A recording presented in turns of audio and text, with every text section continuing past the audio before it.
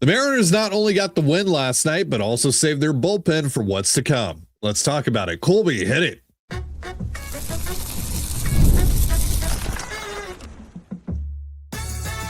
You are Locked On Mariners, your daily Seattle Mariners podcast. Part of the Locked On Podcast Network, your team every day. Ahoy, sailors. It is Wednesday, May 13th, 2026. My name is Titan Gonzalez, and I'm joined as always by my co-host Colby Patnode. And on today's show, we're going to get you set for Bryce Miller's first start of the season. He has officially been reinstated from the injured list. Jose Suarez has been DFA'd to make room for him. But before we talk about Bryce, we got to talk about what went down last night. Mariners smoked the Astros 10-2. It was a huge game for a lot of guys on the offensive side of things for the Mariners. Dom Canzone hit a grand slam and wound up driving in 5. Randy Arozarena got on base 5 times, and Cal Raleigh snapped his 0 for 38 with a pair of hits. But perhaps the best thing the Mariners accomplished last night is that they didn't have to use Andres Munoz or Edward Bizardo or Cooper Criswell. And with Miller likely on some kind of pitch count tonight, and Luis Castillo also set to go tomorrow, Colby, having those guys available in the bullpen while Ferrer, Spire, and Brash are all out is massive. Indeed. It's not great for the Mariners bullpen. So anytime that they can get a reset is really important. And Ferrer, we know it's a short-term thing. I imagine he'll be back with the team on Friday when they arrive home. I think technically they need to activate him tomorrow, but I mean, what are you going to do? Like, you're not going to ask him to fly to Houston to then fly back home. You know, it just, unless, I don't know, maybe he's already in Houston. I don't know, but whatever. We know Ferrer will be back at least for Friday. And Brash is also eligible to return on Friday. I don't know if he will or not. Probably not. But he is eligible to return. So they should be getting a couple of their guys back. But keep in mind, they're going to a 6-man rotation, and then they're doing this piggyback thing for the rest of this little stretch here where they don't have an off day. We're still more than a week away from the Mariners' next off day. So they're going to be an arm short in the bullpen on top of, being a couple guys down, a couple leverage guys down on top of it. So it really is a crucial element to the next, week that starters go deep. And unfortunately for the Mariners, like you said, with Bryce kind of making his debut tonight and probably on a pitch count, he's probably not going deeper than 5. I'd be really shocked if he gave you 5, honestly. And then Luis, he's not on a pitch count, but he's really not having quick innings. He's really not throwing the ball all that well. The one thing that this Astros lineup has done in this series is make Mariners pitching throw a lot of pitches. Like they foul off a ton of balls. They give competitive at-bats. They lack talent, but they don't lack, the quality of the plate appearance. So it really does set up for this team to have to, use their bullpen a lot over the next 2 days before they go back home and play a very good Padres team. So, that last night was important because it does kind of wipe the slate clean for your bullpen usage over the next couple of days. And then you will add Ferrer again on Friday. So you will have at least one high leverage guy who's pretty well rested. But yeah, I mean, I think it's reasonable to assume that your bullpen's going to have to cover at least 4 innings apiece over the next 2 nights. And if they don't, then fine. That's great. But yeah, you're back to all square. Like, the only guy who's probably not available today, unless, somebody has food poisoning or whatever, the things we don't know. But based on usage, the only guy who's probably not available today is Hoppy. And even then, he didn't throw that many pitches. Yeah, 23. So he might be available today, but he's probably not. But that's it. You're going to have Criswell. You should have Bizardo. You should have Munoz. It really was exactly what you needed type of game from Brian Wu and more specifically from the offense to make this one a blowout. So you didn't have to feel tempted to use Criswell or although he did get up at one point, but you didn't feel tempted to use Criswell. You didn't feel like you had to use Munoz. And you were just able to kind of get it done with the front end of your bullpen. Sure. Technically. Yeah. The bottom of the pecking order, sure, if you will. Bottom of the totem pole. Yeah, sure. And I mean, like, the Mariners don't typically make things easy, right? So the fact that they were able to just kind of get through it, keep things at 10-2, didn't even have to bring anyone up to warm up in case things got out of hand, like that's massive. Yeah. You know, how many times have we seen the Mariners with like a 5-run lead or a 6-run lead trying to just, quickly shut it down with, one of their back end arms or front end arms, whatever. You get what I'm saying? Yeah. And then like Andres Munoz has to get up and warm up. Right. So it was nice that it was very straightforward last night. I was still worried about that at 7-2. It's like, I mean, you're going to go to Hoppy against the top of the order and they're going to get a couple guys on. And all of a sudden it's panic time. And you're like, yeah. But no, they added on, on offense, and Hoppy actually looked pretty darn good. And Gonzalez, congrats to him, major league debut. Didn't see anything too special about him. The fastball wasn't blazing or anything. I don't think the breaking ball was great or anything like that, but he throws strikes. Like he's going to throw strikes and he's going to stay out of the middle of the plate for the most part. And so, I mean, he looks like a middle reliever to me and congrats to him. Got his first strikeout last night. That was really cool to see. It would have been fun to see him face Christian Walker, but the Astros waved the white flag by then. So but you're in pretty good shape, but you're still in a position where, because your starters are very likely only going to be able to go 5 max. I mean, I'd love for Castillo to just randomly go 7. I mean, that'd be incredible. But because they're probably only going to go 5, you're still going to have to ask Josh Simpson to get a big out for you, probably. Yep. Unless your offense explodes again, which is possible. But I mean, again, with the way that the Astros have been fouling off pitches and all that, and Bryce, again, we'll get into Bryce a little later on in the show, but Bryce only threw 61 pitches in his last outing. Yeah, he might only be on schedule for about 70-75 tonight. Mm-hmm. So that could quickly run up on him, and maybe this bullpen has to wind up covering 5-6 innings. Yeah. So it might not just be, you get one Nick Davila inning or one Josh Simpson inning. And this is assuming that you have the lead, right? That you're on track to win the game, right? You might need multiple of those guys. And bear in mind, you also only have 7 guys now. You don't have 8 anymore because you're in the middle of the 6-man rotation run now. So, we'll see how Dan wants to play it, and we'll see if Hoppy is potentially available or not. He's probably the highest upside guy of the pile that you have behind the 3 main guys. So, if you get into a little bit of a sticky situation there, particularly early on in the game, you might want to go to Hoppy. So we'll see if he's able to go or not. But at the very least, you're not. I wouldn't say you're in great shape because obviously you're down 3 of your 5 best arms, and that's not even including Carlos Vargas as well. But you're in the best shape. You're in as best shape as possible for this situation, though. If you have the lead through 6, you're going to be able to throw your best guys to try and preserve it, and that's really all you can hope for at this stage. Again, especially they still don't have an off day for another 8 days. The Mariners are going to get a little healthier in the bullpen. We still don't have any idea about Gabe or Vargas really, but they're going to get a little bit healthier. But it doesn't sound like that, big arrival is coming anytime over the next 4 or 5 days. So they're going to have to try and get it done with what they are facing right now. Thankfully, they're facing a Astros team that, they just suck. I mean, there's really they're bad, and obviously, that is due to injury and all that. But they're bad. A lot of it. They're tied right now with the Angels for the worst record in Major League Baseball. Right. I mean, Hunter Brown and Jeremy Payne, like you guys all know who's hurt and all that and why they're not playing well. But still, I mean, that's who they are right now. And so you have to take advantage. So winning the first 2 games, great. Now you only have to split these next 2 with your 2, I don't want to say your 2 worst starters, but like your 2 most questionable starters, I guess. Certainly one of them is your worst starter right now. But obviously Bryce, this is start 1. So we don't really know what we're going to get quite yet. But it's really important that you win that you win those first 2, because now you only have to split these 2 games that are a little bit more up in the air, and you can walk out of Houston with a big series win. And by the way, I mean, it's crazy. Not that it seems like it's going to matter at all, just based on where they're at standings wise, but 1 win in the next 2, and you clinch the tiebreaker over Houston, on May 13th or 14th.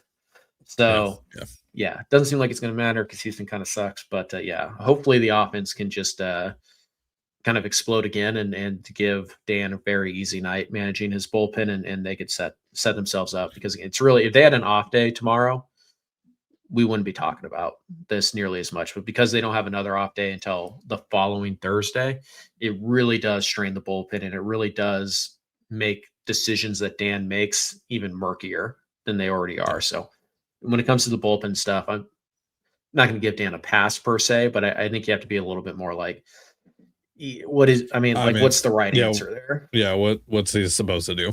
Yeah. Yeah, absolutely. And it's McCullers tonight who's really struggled, and the Mariners, grinded it out against him the last time they saw him, and they were able to finally get to him in that big comeback that they had. I think you were in attendance for, right? You were at that game. Yep. Yeah. Mm-hmm. So hopefully they can get to him again, and it would be great if they could get out to another big lead like they did last night, and maybe continue to preserve some of the better arms in this bullpen. We'll see how it goes. Well, obviously, again, it was a huge offensive night for the Mariners, and they also got 6 strong innings out of Brian Wu. We'll go over his night in just a moment, but first, a reminder, this episode of the Locked On Mariners podcast is brought to you by KALSHI. Baseball season is here, and now you can trade every game on KALSHI. Tonight, Seattle is trading at 56% to beat Houston, meaning a $100 trade pays out $173.23 if they win. On KALSHI, you're trading against peers in a live market, meaning there's no house. And as the probability changes, you can buy in and out of your position. For a limited time, download the KALSHI app and use the promo code LOCKEDON, that's LOCKEDON, to get $10 when you trade 10. KALSHI, KALSHI. Trade on anything. 18 plus only. Restrictions and eligibility requirements apply. Event contract trading involves risk and may not be suitable for all investors. Prices, values, and available markets may differ from those mentioned. For more information, see kalshi.com/regulatory. And you're listening to the Locked On Mariners podcast, part of the Locked On Podcast Network, your team every day. Thank you so much for making us your first listen for all things Mariners. And also thank you for making Locked On the #1 sports podcast network. Don't forget to check out the Everydayer Club for ad-free episodes and access to a group chat with me and other listeners of this show. Tap the link in the description or go to lockedonmariners.supercast.com to learn more. So once again, really nice night for the Mariners offense. I mean, they scored 10 runs on 11 hits. They had 19 hard hit balls combined. Again, Dominic Canzone with the grand slam later drives in another run on a sacrifice fly. I really thought he had another grand slam there, though, to be honest with you. I know he got out in front of it a little bit there, but Goldie had the reaction. It's that ballpark, it's that short porch, and I thought maybe that was about to happen. So that was a little bit of a bummer. Randy Arozarena gets on base 5 times, goes 4 for 4, hit by a pitch, hits 2-run homer, a couple doubles for him, 3 RBI on the night, 2 hard hit balls. He's now hitting over 300 on the season. And maybe the biggest night just for, who needed it the most, really. Cal Raleigh goes 2 for 4, couple of hits, 3 hard hit balls. Walks, scores on Randy's 2-run home run to get the party going there.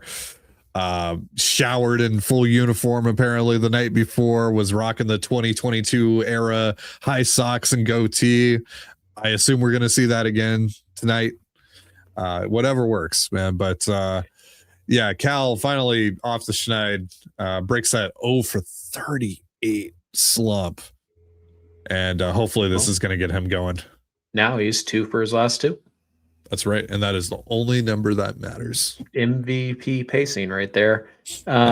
So, again, obviously Cal still chasing the fastball, still missing the fastball elevated.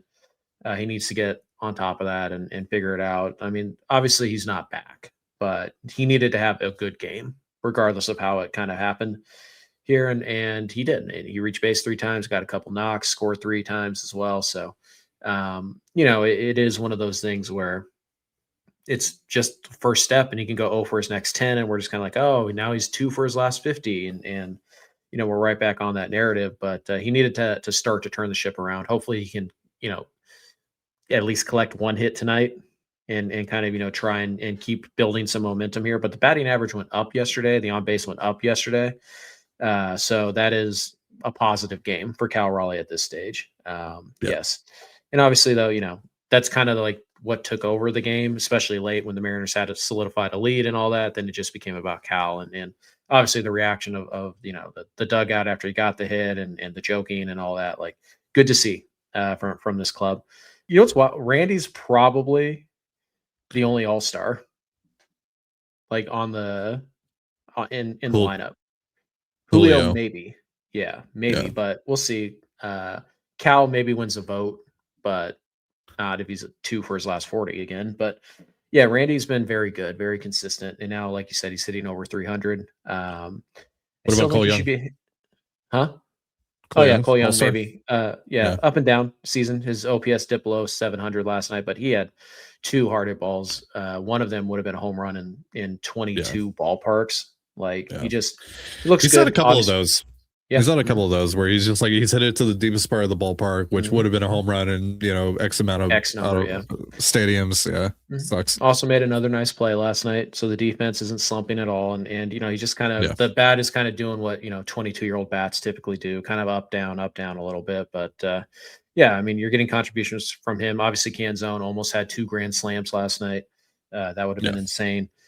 Couldn't quite get to the 7 RBIs that Luke Raley had the other day, but 5 is okay, I guess. I mean, But it was half of the teams around. yeah, it's kind of funny that like Julio probably had his worst game offensively in I a know. month, and the Mariners scored 10.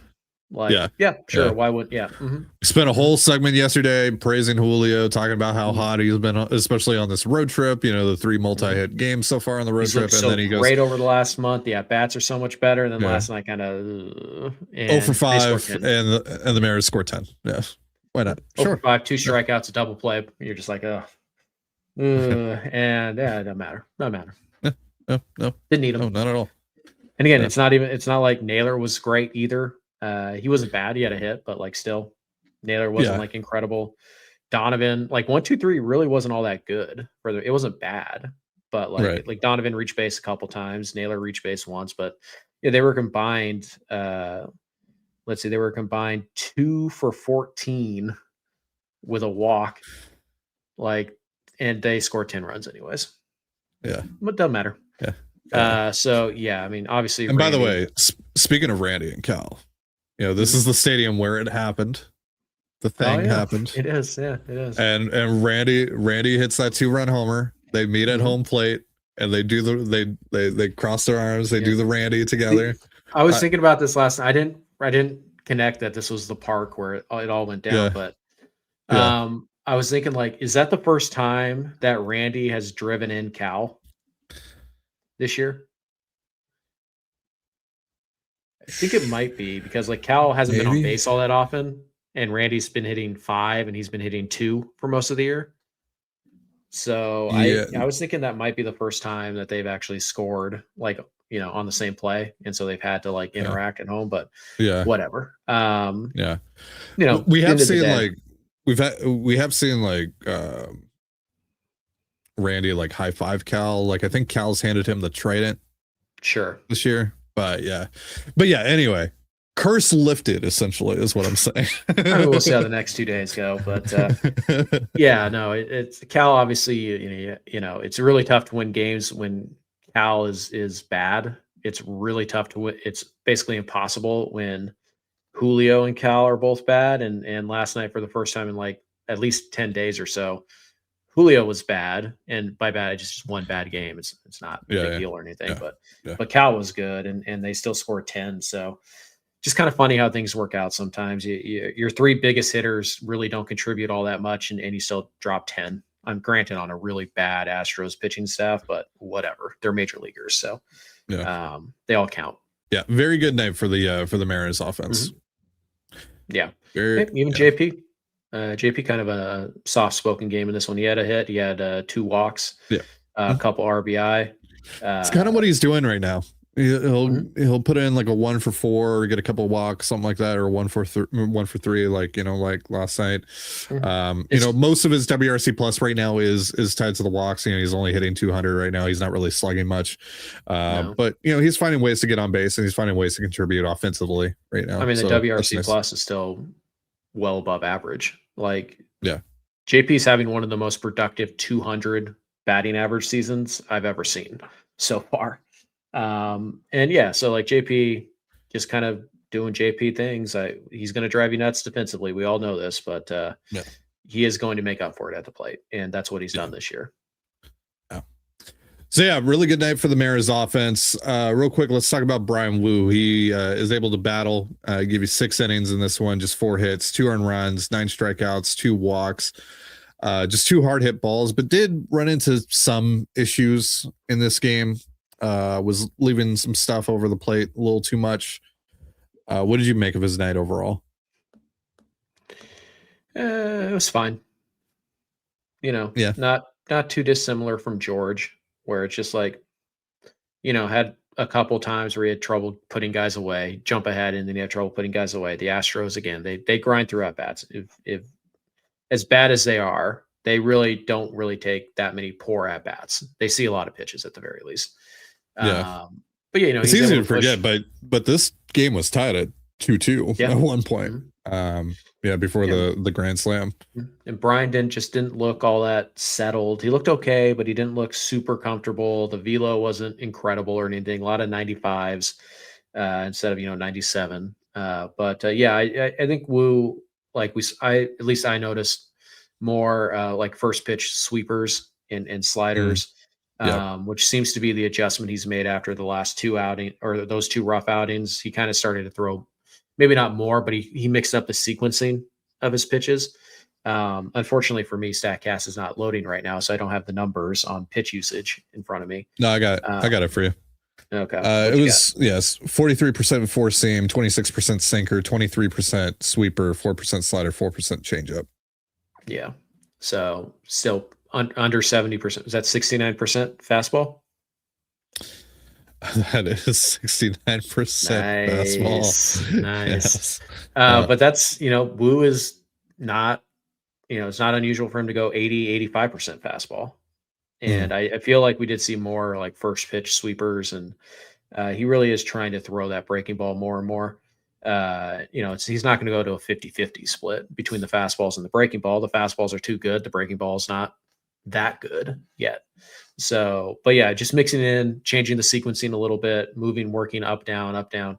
I thought overall he was good last night. Like I'd give him, I don't know, like a 55, maybe a 50 for the first 3 innings, and then kind of a 55 for the last 3. But even though Wu didn't have his best stuff last night, he still battled. He still gave you 6 and only gave up 2, and really gave you exactly what you needed. Extended himself beyond what he normally would to try and help out the bullpen. So yeah, I thought Brian was quite good last night. Just not the best we've seen him, but pretty darn solid. Yeah. All right. Well, Bryce Miller is making his season debut tonight against the Houston Astros. We'll get you set for that in just a moment. But first, a reminder, this episode of the Locked On Mariners podcast is brought to you by Rocket Money. If you've ever opened your bank account and thought, where did all my money go? You're not alone. Keeping track of subscriptions, spending, and bills can get overwhelming fast. That's where Rocket Money comes in, helping you take control of your finances all in one place. It tracks all your subscriptions in one spot and can help you cancel the ones you don't need with just a few taps. It automatically categorizes your spending so you can actually see where your money is going, and you can set budgets, get alerts, and stay on top of upcoming bills. It just makes everything feel more organized and gives you a clearer picture of your finances day to day.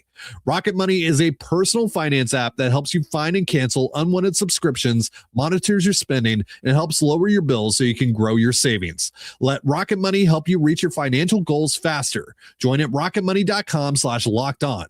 That's rocketmoney.com/LOCKEDON. And you're listening to the Locked On Mariners podcast, part of the Locked On Podcast Network, your team every day. As always, if you want to hear from me and Colby for more and help support the show, we have a Patreon. It's called Control the Zone. And on there, we talk Mariners, Seahawks, all that good stuff. For more information, go to patreon.com/Control the Zone. Link in the description of this episode. So, Bryce Miller making his season debut tonight again. Jose Suarez DFA to make room for Miller on the 26-man roster. And again, like I said earlier, Miller in his last outing of his rehab assignment threw just 61 pitches. So I think a reasonable expectation for him pitch count wise, probably 70, 75, somewhere in there. Maybe they try to push him to 80. We'll see, but can't imagine that he'll throw more than that though in this game. So again, well, this is going to be a big game for the bullpen, really, no matter what, whether Miller goes 5 or he goes 3, right? So we'll see. But you have any expectations for Bryce Miller, or just excited to see him? A Maddox. Solid. Yeah. 50 pitch Maddox. They're going to have to call it a Miller. It's Miller time, baby. But it'd be a great sponsorship opportunity. But anyways, Bryce, it's worth noting that like after he left the game, his last outing, he did go down to the bullpen and threw more pitches. So he probably ended up throwing 75 full effort pitches. So he might go 80, 85, but I think somewhere in that 70 to 80 range is probably the most they're going to ask for. And against this Houston lineup, with the way that they kind of grind through at bats, if he gives you more than 4, I'd be pretty happy. If he gives you 5 or 6 even, I'd be ecstatic. But just look healthy. Let's see the velo. Let's see you maintain velo throughout the start. Just kind of one of those things where it's like, look, if he has a clunker his first time out or first or second time out, like fine, whatever. But Bryce is an important part of this thing. He's incredibly, durable, except for obviously just now. And he goes deep into games when he's throwing well. He works efficiently. He gets a ton of value out of the fastball, which we know is very important to the Mariners. Like he throws strikes. Like we haven't seen healthy Bryce Miller, I guess, aside from the playoffs, in almost a year.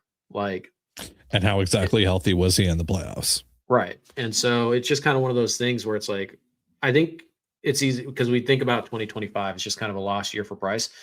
We haven't seen good Bryce Miller since 2024. It's been 18 months now. And I think we forget just how good Bryce Miller is.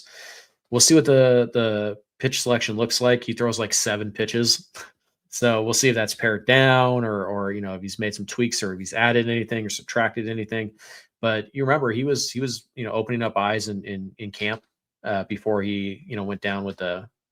Did they ever technically call it an oblique, or did they always maintain it was So, before he went down with that, he was 98 to 100. Like the splitter was really moving. Like he looked good in his one spring training start, and he's looked pretty good in his rehab assignment starts. But I would like to see the fastball consistently 96 to 98. I would like to see some good splitters, and I would like to see the break. Like really before the game, you guys should go watch like Bryce Miller 2024 highlights, because that dude was a fringe Cy Young candidate. Like that is the ceiling of Bryce Miller. And I just feel like maybe we've forgotten that because last year wasn't good. But like Luke Raley, why wasn't last year good? Injuries. It's so clear. It's so obvious to look at what went wrong with Bryce Miller in 2020. Injuries. Like it's the answer. So, we'll see. The bone spurs thing really hasn't popped up at all. Like we haven't heard it once. It's been all about that oblique, and the elbow seems fine. So we'll see how it goes. But if I can get 5 quality innings from Bryce tonight, I'd be really, really happy about that. But more than anything, I just want to see him get out of the start healthy. I want to see the stuff. I want to see the velo. And again, if the command is a little bit off in his first start, if he velo dips a little bit in the 4th inning or whatever, it's like, okay, fine. I can understand that. Just get out of this healthy, get ready for your next start, and kind of build up on it. So I'm excited to watch Bryce pitch. He's one of my favorite pitchers in baseball when he's healthy, and we haven't seen it in a while. So I'm really excited to see, and I'm hopeful that we get 2024 Bryce back, because that's a game changer in this rotation. Yeah, I wanted to bring up his velo, but from his rehab assignment, but his Savant's not working right now. Savant doesn't want to play along for the sake of the show. So no, there were a lot of 98s, 99s. I think in his last start, his final inning, he topped out at like 95.8 or something like that in the 5th. So the velo was fine in the minors this year. And again, he doesn't necessarily have to sit 98, but we know he's capable of doing that. In 2024, he sat 95. So, but we know he can top out at 100. I just want to see the guy who's throwing strikes with a deep arsenal and just going after guys attacking him. And I just want to see him be healthy. And, that's again, the beauty of winning those first 2 games is that, you can kind of afford one clunker, quote unquote, between him and Luis. So hopefully it's not Bryce tonight, but if he gives me 4 innings and he gives up 2 or 3 runs, I'm pretty happy with that, considering, all the things we talked about. Yeah, again, 2024 Bryce Miller, 2.94 ERA, 3.58 FIP, 2.7 F4, and 180 and a third innings pitch, 8.53 Ks per 9, 2.25 walks per 9. That is the arm that you're potentially adding to your rotation right now. Because again, I'm not willing to buy into this idea yet that 2025 Bryce Miller is just who he is now. No, again, it's just one of those things where it's like, it's so obvious what happened last year. Yeah. That it's not fair whatsoever to assume that 2025 Bryce Miller is the new Bryce Miller, because again, it's so obvious. Like, we saw it with our own eyes what happened last year. We know what the problem was last year. It's a fact. Yeah. So then we started to see him start to look more like that 2024 Bryce Miller in the playoffs, and some of the biggest games that the Mariners have played in their franchise's history. By far the biggest games that Bryce Miller has ever pitched in his entire life. I saw him with my own eyes pitching in a hostile environment in game 1 of the ALCS, in Toronto last year, gives up that leadoff home run to George Springer and then shoves from that point forward. You would think that a moment like that in an environment like that would make someone, especially a younger pitcher, unravel. Right. And I was just so impressed with how he handled himself specifically in that game, and just how he handled himself in the playoffs in general. And so I'm really hopeful here that he can just kind of build upon that. And again, we start to see him turn back into that guy that we saw in 2024. Just one little note to go out on. In the 2024 season, here's the complete list of pitchers that had more innings pitched than Bryce Miller with a lower ERA, right? Which is what pitching is all about, right? Yeah. Get as many outs as you can, surrendering as few runs as you can. Here's the full list: Tarek Skubal, Zach Wheeler, Chris Sale, and Corbin Burns. That was the list in 2024. Pretty good pitchers. The dude's really good when he's healthy. Yeah. So hopefully he's healthy. All right. Well, that is going to do it for our show. Thank you so much for joining us here on the Locked On Mariners podcast, part of the Locked On Podcast Network, your team every day. Once again, if you never miss an episode, it's time to make it official. Join the Locked On Everyday Club and get ad-free audio, access to our members-only Discord, and more, all built for our most loyal fans. For Colby Patnote, I'm Titan Gonzalez. Be sure to give us a follow on Twitter at LO_Mariners. You can follow me at Titan Gonzalez and Colby at CPAT11. That's CPAT11. We're also on Blue Sky. You can follow me at TDG, Colby at MLB Colby, and the show at Locked On Mariners. You can also find us on Instagram and TikTok at Locked On Mariners. Have yourself a beautiful baseball day, and we'll see you after the game tomorrow. Peace.